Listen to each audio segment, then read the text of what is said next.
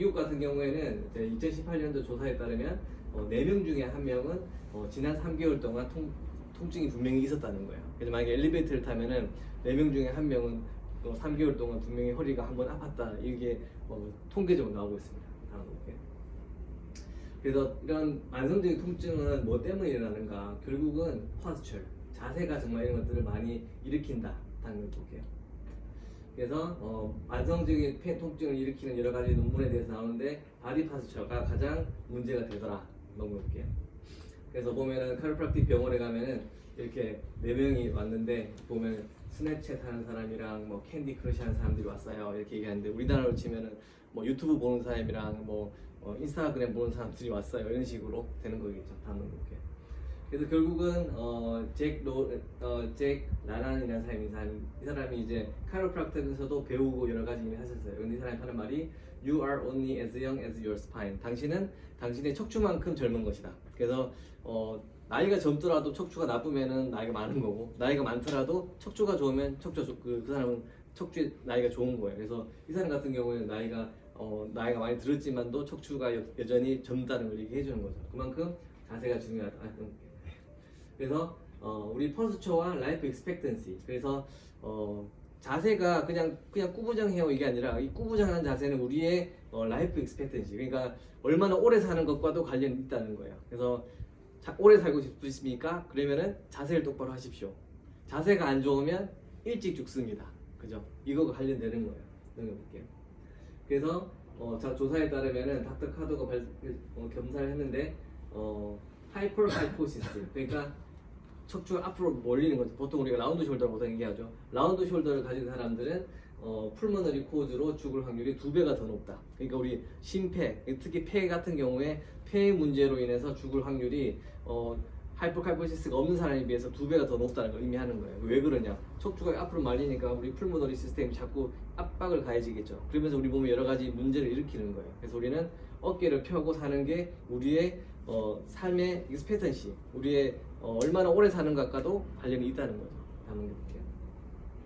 시팅 디지즈, 사람들이 전부 다 앉아있어요. 앉아있다 보니까 여러 가지 문제가 생기는데, 보면은 저 위에 목이 앞으로 나가는 거, 그리고 어깨가 말리면서 숄더가 앞으로 인터널 로테이션 되고, 팩토리스 머슬이 셔튼 되고, 그리고 뒤에 백 머슬이 약해지고, 힙 리플렉션이 줄어들어서 뻣뻣한 일자허리가 되고, 그리고 글루티우스가 약해지면서 뻣뻣하게 되고, 햄스트링이 짧아진단 말이에요. 쉽게 말하면 이렇게 되는 거예요. 우리는 뭘 해줘야 되냐? 반대로 해줘야 돼요. 반대로. 그래서 목이 앞으로 가 있는 사람은 목을 뒤로 넘겨줘야 되고, 숄더 인터널 로테이션 된 사람은 익스터널 로테이션 되게 만들어줘야 되고, 팩터리스가 짧아진 사람은 펼쳐줘야 되고, 그리고 힙 플렉션이 작아진 사람은 힙 플렉션을 만들어줘야 되고, 그리고 글루티우스가 약해진 사람은 글루티우스를 강화시켜줘야 돼서 운동도 알려줘야겠죠. 그리고 햄스트링이 짧아진 사람은 우리가 햄스트링을 늘려주는 치료를 해줘야 되는 거예요. 결국 시팅 포지션의 반대가 바로 우리가 하는 치료입니다. 알겠죠? 그래서 이러한 카이로프락틱 케어를 메디컬 케어랑 함께 있을 때랑 그냥 약만 썼을 때랑 비교했을 때 확실히 카이로프락틱 케어를 같이 했을 때 환자들의 효과가 훨씬 더 좋더라. 다음 볼게요. 그래서 하버드에서도 검사를 했는데 수술이나 약물 없이 페인 릴리프를 할 수 있는 아주 좋은 치료로 카이로프락틱 케어를 추천한다. 이렇게 나오고 있죠. 그래서 우리가 턱관절 3차 신경이 연결됐단 말이에요. 3차 신경이 연결되는데 이게 바로 뒤로 올라가면서 뇌랑도 분명히 연결이 돼 있다. 볼게요. 그래서 턱관절이랑 3차 신경이 바로 딱 옆에 딱 지나가고 있죠. 다음 넣어볼게요. 그래서 턱관절 안에 있는 테리고이드 머슬, 라테랄과 메디알이 있는데 그 테리고이드 머슬을 치료해줬을 때 이게 실제로 3차 신경을 통해서 뇌에다가 신호를 보내준다는 거예요. 그래서 뇌로 신호를 보내줘서 시상과 대뇌까지, 포브레인까지 신경이 쫙 연결되는 겁니다. 볼게요. 그래서 3차 신경 경로를 보면은 저기에 트리제미널 너브, 그리고 경추 1번, 2번, 3번 여기를 직접 턱관절 치료하고 경추 교정을 해줬을 때 얘들이 전체적으로 만나서 트리제미널 살라믹 트랙트를 통해서 폰스, 미드브레인, 대뇌까지 다 올라가는 거죠. 넘겨볼게요. 그래서 이 액세서리 너브 제일 중요하죠. 경추 1번부터 5번까지를 치료를 해주면은 이게 나와서 액세서리 너브가 치료가 되고, 액세서리 너브가 바로 SCN과 트라페지우스를 컨트롤하고 있으니까 액세서리 너브를 치료해주면 이게 펴지는 거예요. 이게 아무리 펴주고도 중요하지만 결국은 액세서리 너브가 이완이 돼야지 치료가 된다.